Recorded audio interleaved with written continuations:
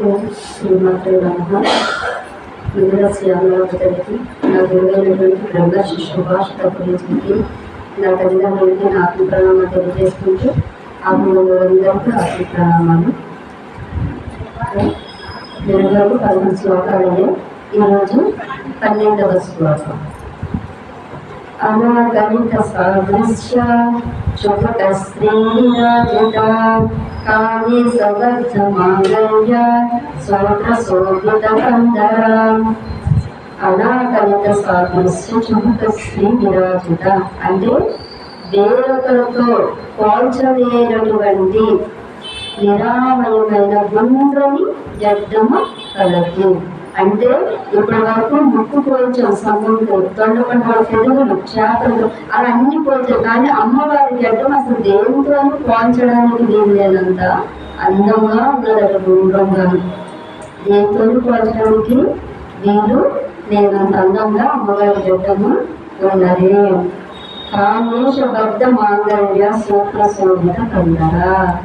నిజంగా ఎవరు? కామేశ బద్ధ మాంగళ్య. ఎవరు? కామేశ్వరుని చేత, పరమేశ్వరుని చేత కట్టబడిన మంగళ సూత్రము చే శోభిల్లు కంఠము కలది. పరమేశ్వరుడు కట్టిన ఆ మంగళ సూత్రము ఆ మంగళ సూత్రంతో ప్రకాశవంతమైన మెడ కలిగినది. కామేశ బద్ధ మాంగళ్య సూత్ర శోభిత పరమేశ్వరుడు మాంగళ్యంతో శోభాయమానంగా ఉండదు ఆ మెడ, అమ్మవారి మెడ. తర్వాత కనకాంబుదకేయూర కమనీయ భుజాంబిత రత్నద్రైవేయ చింతాక లోలముక్తాపరాన్విత. కనకాంబుదకేయూర కమనీయ భుజాంబిత అంటే అమ్మవారి 4 భుజములు కలిగి వచ్చిన అమ్మవారు. ఆ భుజములకి బంగారంతో చేయబడిన బంకీలు, బంగారంతో చేయబడిన బంకీలతో అందమైన బాహువులు కలది. ఈ 4 భుజాలకి ఆ బంగారంతో ఎప్పుడైతే బంకీకి అందమైన బాహువులతో అమ్మవారు విరాజిల్లుతున్న తల్లి లలితాదేవి. రత్నగ్రైవేయ చింతాక లోలముక్తాపరాన్విత అంటే రత్నములతో చేయబడిన కంఠాభరణము, బంగారంతో సువర్ణంతో చేసిన చింతామణి అనే ఆభరణము, ముత్యాలహారము ధరించినది. అంటే రత్నంతో చేసిన కంఠాభరణం ధరించింది, సువర్ణంతో చేసిన చింతాకమణి హారం ధరించి ముత్యాలహారమును ధరించినది అని 13వ శ్లోకం. 14 కామేశ్వర ప్రేమరత్న మది ప్రతిఫలస్తని నాభ్యాలవాల రోమాని లతా పలుకు చెద్దగి. కామేశ్వర ప్రేమరత్న మరి ప్రతిఫలస్తని అంటే కామేశ్వరుడి యొక్క అంటే పరమేశ్వరుడి యొక్క ప్రేమ మణిని పొందుటకు, ఆ స్వామి యొక్క ప్రేమ మణిని పొందుటకు రత్నము కంటే విలువైన తన స్తనములను అంటే 2 మణులను బదులిచ్చినది. అమ్మవారి స్తనములు 2 మణులు అంతా విలువైనది అని అర్థం. పరమేశ్వరుడు యొక్క ఆ ప్రేమ అది దేనికి? ప్రేమ కరుణ. మళ్ళీ ప్రేమ కరుణ. స్తనములు అంటే అంత పవిత్రంగా ఆలోచించాలో చూడండి. అమ్మవారు అంత పవిత్రమైనది. నాభ్యాల రోమాని లతా పలుకు చుద్దయి. నాభ్యాల వాళ్ళ రోమాలు లతా పలుకు చుద్దయి అంటే నాభి అను. ఇక్కడ పొద నుండి పుట్టిన మోగారు తీగ అంటే సన్నని తీగకు పండిన పండ్ల వలె 2 స్తనములు కలిగినది. దీని అర్థం తర్వాత చెప్తే బాగా అర్థమవుతుంది. ఈ తీగ ఎందుకు ఉందో అనేది. ఈ తీగ నుంచి కాచిన 2 పండ్ల వలె అమ్మవారి 2 స్తనములు అంత అందంగా కనిపిస్తున్నాయి అన్నమాట. దాని తర్వాత శ్లోకం. లక్ష రోమాలకాదార తాసమున్నేయ మధ్యమ స్తనభారాదలం మధ్య పట్టబంధావళిత్రయా. లక్ష రోమాలకాదార తాసమున్నేయ మధ్యమ అని అంటే ఈ నాగాలు తీగ ఉన్నది కదా, ఈ తీగని అనుసరించి ఉద్భవించిన నడుము నడుము కలిగినది అంటే నాగాల తీగలాగా సన్నని నడుము కలిగినది అని అర్థం. అమ్మవారి నడుము సన్నగా తీగలాగా ఉంటుంది. ఆ తీగలాగా ఉన్న నడుముకి స్తన భార దళం మధ్య పట్ట బంధావళిత్రయ అంటే స్తన భార అంటే స్తనముల యొక్క బరువుతో ఈ నడుము ముంగునని ఏమో అనేసి ఈ నడుము రక్షణకై నడుము చుట్టూ 3 మాట్లు అంటే ముమ్మారు పట్టి చుట్టినట్టుగా 3 మడతలు కలిగి ఉన్నది అని అర్థం. అంటే ఈ నడుము నుంచి స్తనములు పండుగలే ఉండి ఈ సన్నని తీగ లాంటి నడుము ఆ నడుములు మళ్ళీ 3 మడతలు కలిగి ఉన్నది నడుము అని చెప్పి వర్ణిస్తున్నారు. సో ఇప్పుడు వరకు ఎన్నయ్యో 15 శ్లోకాలు 4 శ్లోకాలు. రేపు ఇంకో 4 శ్లోకాలు చేసుకుని చెప్తున్నాం. దేవుడికి శ్రీమాతని అమ్మవారు ఎప్పుడు శక్తి స్వరూపం. అమ్మవారి వర్ణం చెప్పినప్పుడల్లా మాకు రూపం ఫిక్స్ అయిపోతుంది. ఆ రూపం దగ్గర మనం అలా ఊహించుకోవాలి. నేను ఇది మొదలు పెట్టక ముందే నేను వినేదాన్ని. వినేటప్పుడు కోటేశ్వరరావు గారి ఒకటి విన్నా, కదంబరి మంజరి. ఇప్పుడు మనం విన్నాం కదా కదంబ పూల గుర్తు. అది చెప్తున్నప్పుడు ఆయన మన యూట్యూబ్లో చూసినప్పుడు ఫోటోలు వేస్తారు, అమ్మవారి ఫోటో. ఆ కదంబ పూల గుర్తుతో ఉన్న ఫోటో వేశారు. ఎంత అద్భుతమైన రూపం అక్కడ ఆగిపోయింది నా మనసు. నేను ఇదంతా చదువుతూ ఉన్నా ఆ రూపమే నాకు కనపడుతూ ఉంటుంది. ఆ పూల గుత్తి, ఆ పురులు, ఆ చెక్కని, ఆ చోరులు, ఆ బొట్టు పెద్దది పెట్టుకొని ఆ రూపం ఎక్కడైతే సహా ఎంత అద్భుతమైన రూపం మనసుకి ఎప్పుడు అనిపించిందో, ఇంత వర్ణం చదువుతున్న ప్రతిసారి ఆ రూపమే కనబడుతూ ఉంటుందన్నమాట. అలాగే మనకంటూ ఒక రూపం పెట్టుకున్నాం, పవిత్రమైనది అమ్మ మంగళకరం శక్తి. మనం అలాగ ఆ రూపంతోనే అమ్మని చూసుకోవాలి. అమ్మవారి వర్ణన పయనించడం జరుగుతున్న ప్రతిసారి అమ్మని అమ్మలాగే మనం చూడాలి, అంత అద్భుతంగా చూసుకోవాలి. సో చిన్న కథ చెప్తానండి. కథ అయిపోయాక చూస్తాము. పూర్వం చాలా ఎప్పుడో జరిగిన స్టోరీ. పల్లెటూరు చెప్పారు, అక్కడ పెద్ద ఇల్లులు ఉండేంటారు ఏముండవు. ఈ పల్లెటూరులో రైతులు పంట పండించి అక్కడ చిన్న చిన్న రామ మందిరాలు అవి ఉండేవి. ఈ రామ మందిరాలు ఏంటంటే రాత్రి అయ్యేసరికి అందరూ కూర్చొని అక్కడ, అంటే ఎక్కువ పూజలు హారతులు అదేమో లేకపోతే సాయంత్రం అందరూ కూర్చొని అక్కడ నామస్మరణ చేశారు. భక్తి అనేది కంపల్సరీ అన్నమాట. అది ఎలా ఉండే పెద్ద పెద్ద హడావుడికి ఏమి ఉండేవి కాదు. చిన్నది పెట్టుకొని ఫోటోలు పెట్టేసుకొని భజన చేసుకుంటారు ఒకప్పుడు. ఇప్పుడు రామ మందిరాలు బాగా డెవలప్ అయ్యాయి, పూజలు జరుగుతున్నాయి. కానీ ఒకప్పుడు అలా కాదు. సో ఈ పల్లెటూరు ఇంకా కొండ ప్రాంతాల్లో అయితే అవేం లేవు. వాళ్ళు ఎక్కడో చిన్న గ్రామ దేవతతో చిన్న రాయో ఒక చెక్కలాడుకో ఏవో పెట్టుకొని అది వాళ్ళు ఎప్పుడో పౌర్ణమికి, అమావాస్యకి లేదా అష్టమికి అలాంటప్పుడే చేస్తారు. ఎప్పుడో వాళ్ళు మొక్కుబడికే తప్ప వాళ్ళకి రోజు ఏముంది. అలాంటి స్టోరీ ఇది. ఆ కొండ ప్రాంతాల్లోని వర్షం విపరీత పడుతుంది. ఈ జలపాతాలన్నీ అలాంటి ప్రాంతాల్లోనే ఉంటాయి. కొండ ప్రాంతాల్లో జలపాతాలు ఉంటాయి. ఉన్నప్పుడు అక్కడికి వర్షాకాలంలో వర్షం పడుతున్నప్పుడు కొన్ని దొంగలు చెట్లు కొట్టుకొని వచ్చేస్తుంటాయి. ఆ కొట్టుకొని వస్తున్నప్పుడు అక్కడ చిన్న దొంగ ఎంత పెద్దది కొట్టుకొని వచ్చింది. అక్కడ ఒక ముందు 4 మగవాళ్ళు చూసి ఆ దొంగ పట్టుకున్నారు. చూసారు దొంగ చాలా బాగుంది, ఇంత ఎత్తుంది, కానీ 2 మనుషులు కౌగులించుకున్నప్పుడు బాగా అంత లాంగ్గా ఉన్నది మంచిది దొరికింది. వాళ్ళు ఏమనుకున్నారు, ఈ దొంగని అంటే చిన్న దొంగ నీటిలో ఎక్కువ నానబెడితే తర్వాత అది ఇంకా ఎక్కువ ప్రయోజనం ఉంటుంది అంటారు.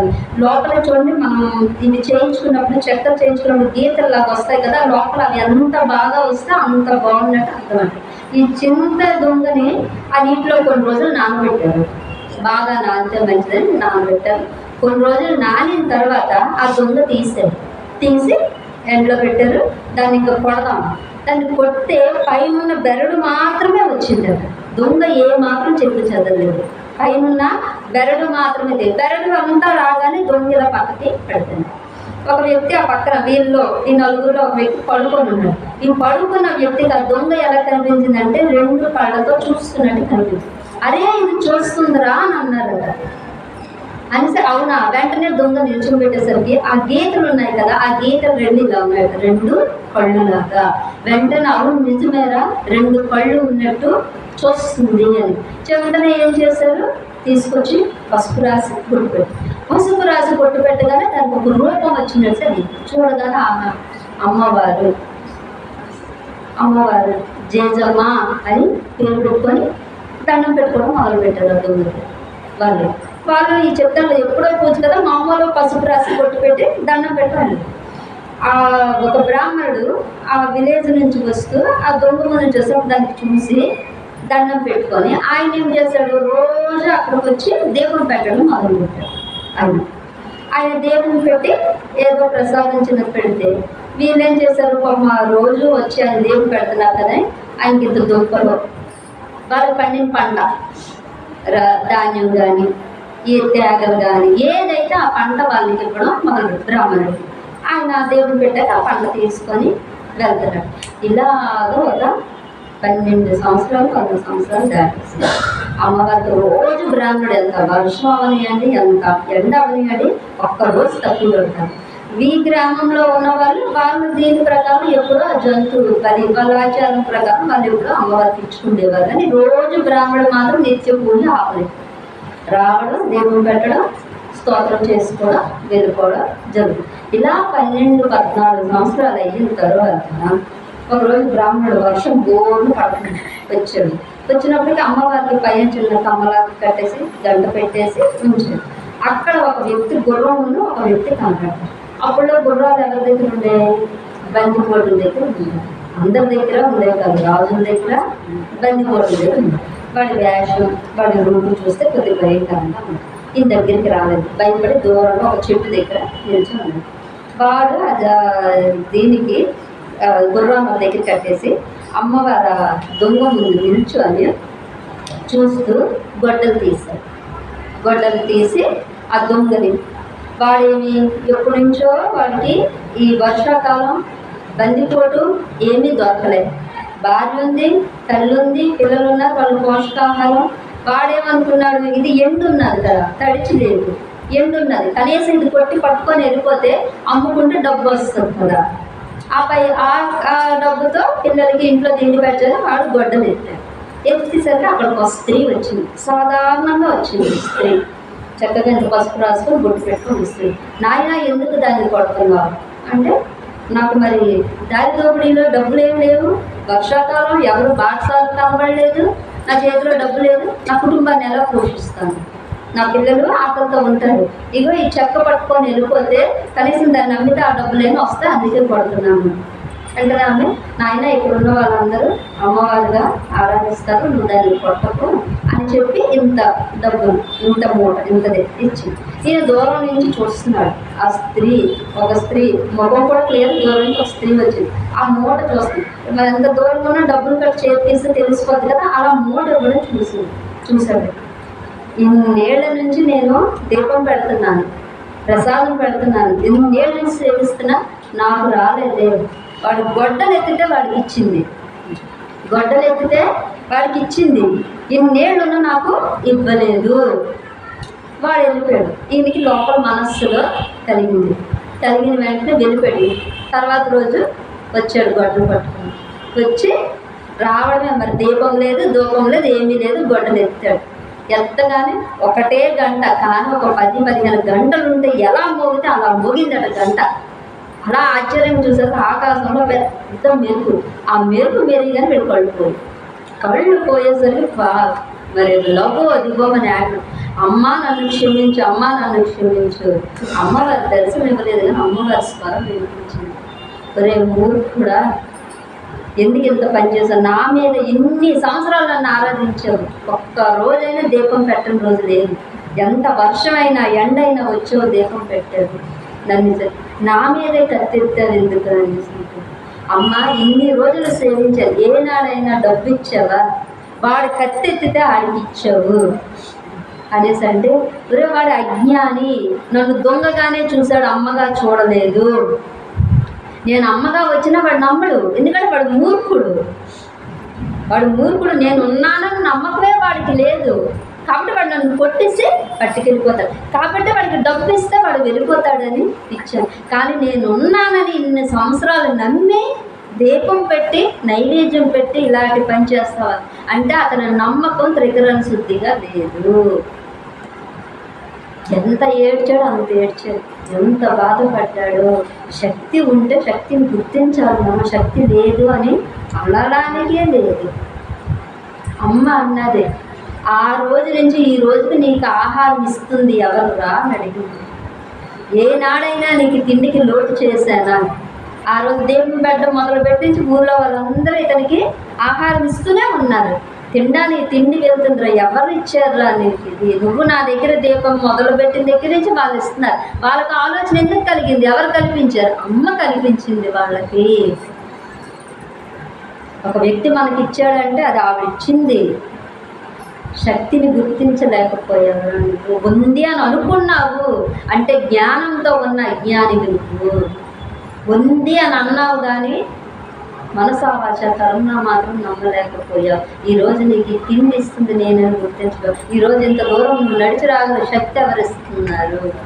మాట్లాడే శక్తి ఎవరిస్తున్నారు? మంత్రం పలుకుతున్నావంటే ఆ శక్తి ఎవరిస్తున్నారు? అమ్మిస్తుంది. అంటే నీకు 5 వేళ్ళు కడుపు నిండా వెళ్తుంది, నీవు గుర్తించలేకపోయావు.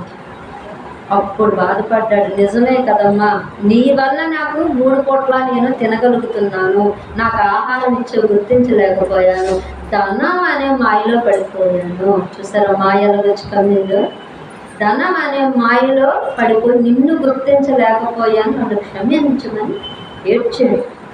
ఏడిస్తే తల్లి అడిగింది, ధనం కావాలా కళ్ళు కావాలా?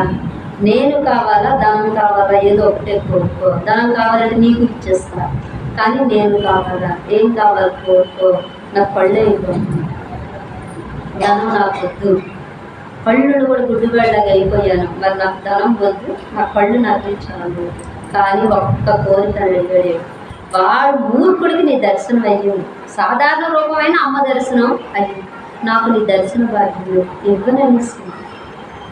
ఇన్ని సంవత్సరాలు ఉండి కూడా నీవు నన్ను నమ్మలేకపోయావు, కాబట్టి నా దర్శన భాగ్యం అయితే నీకు ఇవ్వను, నీ కళ్ళు మాత్రం నీకు ఇస్తానని చెప్పి కళ్ళు ఇచ్చేసింది. కానీ ఆ బ్రాహ్మణుడికి జీవితంలో అమ్మవారి దర్శనం అవ్వదు. దర్శన భాగ్యాన్ని పోగొట్టుకున్నాడు. నిజంగా త్రికరణ శుద్ధిగా చేస్తుంటే అమ్మవారి దర్శనం కలగదు, కానీ నమ్మలేకపోయాడు. మనము అంతే, పూజ చేస్తాము, గుడికి వెళ్తాము, అన్నీ వస్తాం. ఏదైనా వచ్చినప్పుడు భగవంతుని అనేస్తాం, ఎంత చేస్తాం, నువ్వేం చూస్తావు, ఏం చూస్తావు. కానీ ఈ మాత్రమైనా మనకు వెళ్తుంది ఆ భగవంతుడి వల్ల కదా అంటే అయిపోయింది. అందుకే నేను ఎన్నోసార్లు చెప్తాను, చేతి నిండా 5 వేళ్ళతో మనం తినగలుగుతున్నాము అని అంటే ఆవిడ ఇస్తుంది. ఈరోజు ఎంతవరకు ఇక్కడికి రాగలుగుతున్నామంటే ఆ శక్తి ఆవిడ ఇస్తుంది. వినగలిగే శక్తి ఇస్తుంది.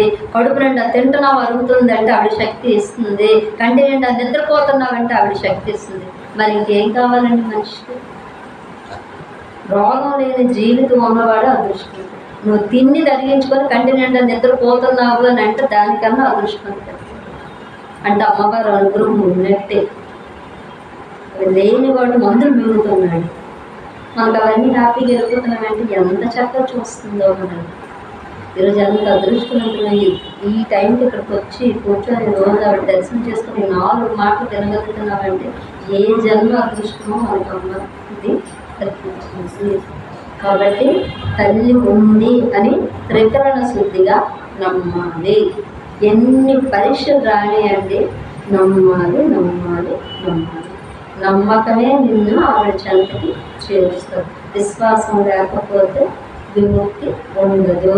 భవబంధాల్లో కొట్టుకొని చావాల్సిందే. నీకు విశ్వాసం ఉంటేనే ఆవిడ ఇందులో నుంచి నేను బయటికి లాగలను. జై గురుదేవ్. శివానందహరి 54వ శ్లోకం నుండి. ధన్యవాదం. ప్రదోష కాలం అనే వర్షాకాలంలో శ్రీహరి చేత వాయింపబడిన మన్నెళ్ళ చప్పులు గురువులుగాను, ఆకాశం నుండి చూస్తున్న దేవతల చూపులే మెరుపులుగాను, భక్తజనుల ఆనంద బాష్పాలే వర్షంగాను, పార్వతీదేవియే మయూరిగాను రూపు దాల్చగా ఏ ఉమామహేశ్వరి ఎందు తాండవ నృత్యం బాసిల్లుచున్నదో అట్టి నీలకంఠుడిని నేను ఆరాధిస్తున్నాను అంటే పరమేశ్వరుడు వర్ణనండి. అలాంటి నీలకంఠుడు నేను ఆరాధిస్తున్నాను. భగవంతుడు, దేవతలు, మానవులు అందరూ ప్రకృతి స్వరూపిణి. మానవులు ప్రకృతి స్వరూపిణి, అంతా శివస్వరూపంలో లయమవుతున్నది. ఈ ప్రకృతి అంతా కూడా శివస్వరూపంలో లయమవుతూ ఉన్నది.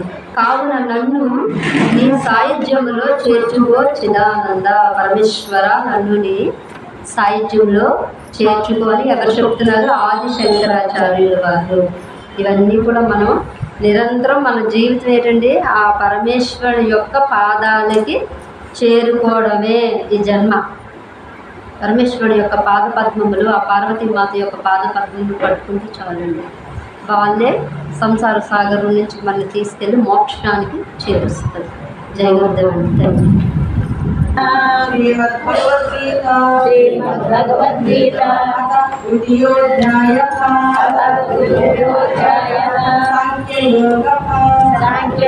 साङ्ख्ययोगः।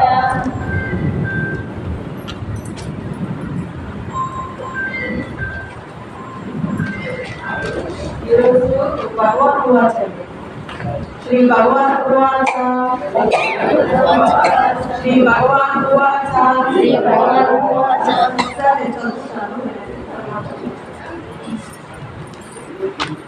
श्रद्धाति यदा कामान् सर्वान् पादमनो गतान् आत्मन्येवात्मना तुष्टः स्थितप्रज्ञस्य तोच्यते। ब्लूटूथ प्रजहाति यदा कामान् प्रजहाति यदा कामान् सर्वान् पादमलोगतान् आत्मन्येवात्मना तुष्टः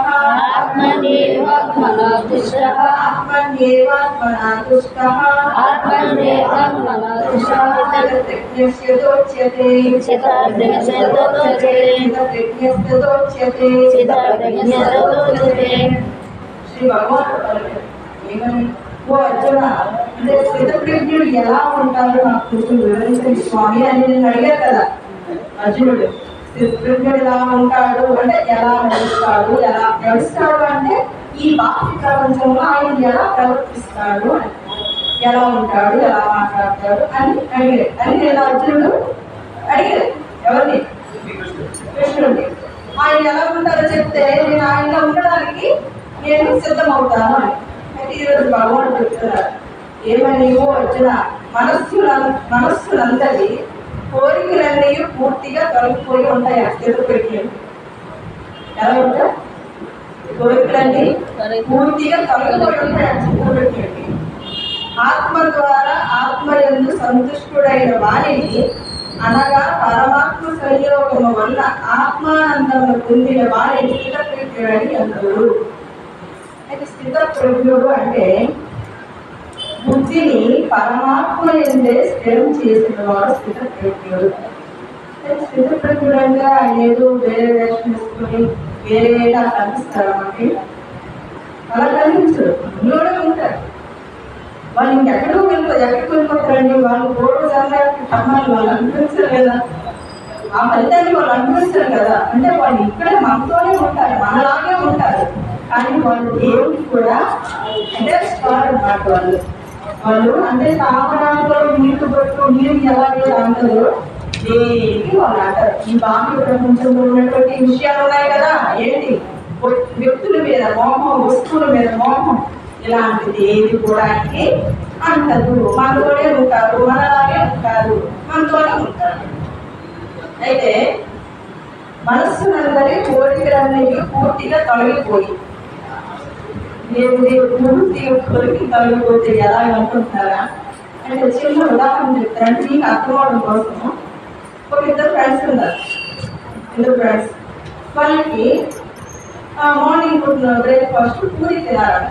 ఇద్దరికి కూడా అది పూరి తిందామంటే పూరి తిందాం. ఒకలేమో స్థితప్రజ్ఞుడు, గుర్తుపెట్టుకోండి. ఒకలేమో చెప్పండి స్థితప్రజ్ఞుడు, ఇంకొకరేమో గతప్రజ్ఞుడు, అంటే స్థితప్రజ్ఞుడు కానివారు. అంటే ఎప్పుడు ఈ బాహ్య ప్రపంచం మీద, బాహ్యం యొక్క భోగేశ్వర్యం మీద ఎప్పుడు పరిచర్పించేవాడు. అంటే ఇంద్రియాలు తన ఊళ్ళో పెట్టుకోలేదు వాడు అజ్ఞాని. తను స్థితప్రజ్ఞుడు, ఆ వాడితోనే ఉంటాడు, ఆయన ఎక్కడికో వెళ్ళిపోడు. స్థితప్రజ్ఞుడు ఇద్దరు ఉన్నారు ఫ్రెండ్స్. పూరి తిందాం అనుకుని పడలేదు. వెళ్తే సరే కూర్చున్నారు, హ్యాండ్ వాష్ చేసుకున్నాక ఏం కావాలండి ఆటో అడిగితే పూరి కావాలి. పూరి అయితే లేదు, ఇడ్లీ అయితే వేడివేడిగా ఉంది, పూరి లేదు అన్నారు. స్థితప్రజ్ఞుడు ఏమనుకుంటాడు, సరేలే ఏదైనా పడుకునేయడానికి శక్తి ఇవ్వడానికి, అంటే తన శరీర యాత్ర కొనసాగించడానికి మాత్రమే తను ఆలోచిస్తాడు. కానీ గతప్రజ్ఞుడు ఈ నాలుగు ఊరుకోరు కదా, నాలుగుగా అని ఇంద్రియం ఊరుకోరు. తినాలి తినాలి తినాలి, ఇంకా ఇంద్రియాలు ఇంకేదో కాదు. ఇంద్రియం అంటే నాలుగుగా చేతులు అవి తినాలి తినాలని కోరిక, లేదు లేదు నేను తినాలని చెప్పేసి ఇంకో దగ్గర వెంపలాడటం అన్నమాట.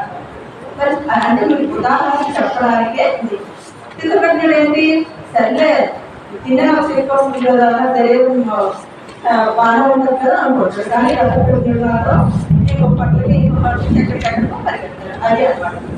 అయితే మనసులందరి కోరికలన్నీ పూర్తిగా తొలగిపోయి ఆత్మ ద్వారా ఆత్మయందు సంతుష్టుడైన వారిని, అంటే ఆత్మ ద్వారా ఆత్మయందు సంతుష్టుడైన వారిని, అంటే ఆత్మ ద్వారా ఆత్మతో సంతుష్టుడైన వారిని, అంటే ఆనందం అనేది భగవంతుని యందు సుఖాన్ని పొందే వాళ్ళు లోపలే ఉంటారు.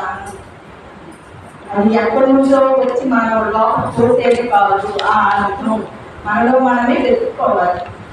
అది ఎలా దొరుకుతుంది? ఇప్పుడు మనం ఏవైతే చెప్పుకున్నామో ఈ ఇంద్రియాలన్నింటినీ మనస్సు వశపరుచుకొని ఆ మనస్సు బుద్ధికి ఎప్పుడైతే వశమైందో అప్పుడు ఎక్కడ ఉంటుంది ఆ బుద్ధి? పరమాత్మ ఎంత ఉంటుంది. అయితే ఒక తెల్లటి వస్త్రము, ఒక పంచి అనుకోండి, పంచిలో దారాలన్నీ తీస్తాం, అక్కడ ఏముంటుంది? దారాలన్నీ తీస్తాం, తీస్తే పంచి ఉంటుందా? పంచి ఉండదు, దీంట్లో దారాలన్నీ తీస్తాం కదా. అలాగే ఈ దారాలు నాకు ఇంద్రియాలన్నిటినీ తీస్తే మనకి ఇంకెక్కడ మనసే లేదు.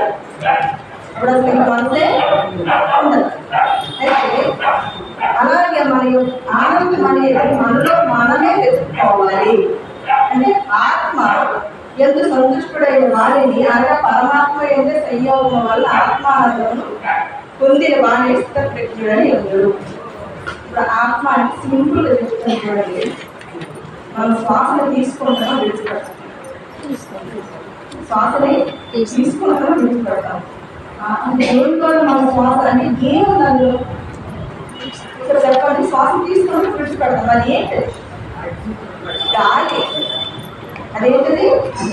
గాలి. ఆ వాయువులో ఎవరుంటారో తెలుసా? పరమాత్మ ఉంటారు. ఆ వాయువులోనే పరమాత్మ ఉన్నారు. మన బుద్ధి ఎప్పుడైతే స్థిరమయ్యిందో, అంటే బుద్ధి అంటే ఒక పేరు మాత్రమే మనం తెలుసుకోవడానికి, అది ఒక ఎరుక, దృష్టి. ఆ దృష్టిని ఈ వాయువు మీద పెట్టండి. జ్ఞానంలో ఉన్నప్పుడు అది పరమాత్మ యందు సంయోగము వలన ఆత్మానందం పొందిన వారిని స్థితప్రజ్ఞుడని అందుడు. కొంచెం కష్టం ఉంటుంది, అర్థమైందా? అలాగే అర్థమవుతుంది. అది ఏంటంటే ఇక్కడ నుంచి మొత్తం స్థితప్రజ్ఞుడు యొక్క లక్షణాలు అండి. స్థితప్రజ్ఞుడు గతప్రజ్ఞుడు యొక్క లక్షణాలు ఉంటాయి 18 శ్లోకాల నుంచి. అందరూ అర్థం చేసుకోండి. సర్వకృష్ణ ఫలశ్రుతి అందరు కలిసి చెప్పండి. అందరు చెప్పండి. యత్ర యోగేశ్వర కృష్ణ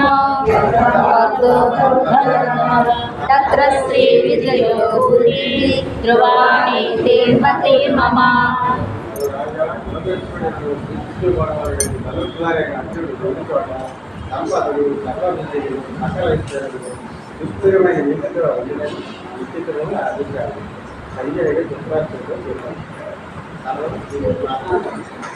సరి